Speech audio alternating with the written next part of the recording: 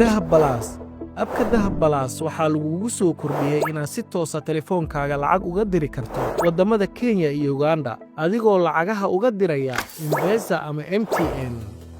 Soo furo abka, ku dhufo remittance, kadib taabo Send New Remittance. Mar labaad guji Send New Remittance. Waxaa kuu soo bixi doona dhammaan waddamada aad lacagaha u dirayso.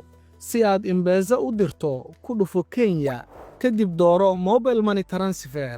Geli caddada lacagta aad dirayso, kadib taabo Next.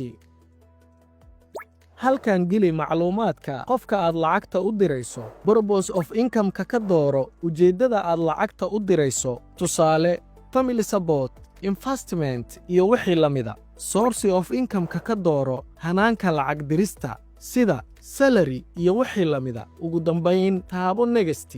Geli biinkaaga dahab, kadibna ku dhufo Pay. La jaanqaad tiknoolajiyadda casriga ah oo ku isticmaal abka dahab balaas dal iyo dibad intaba.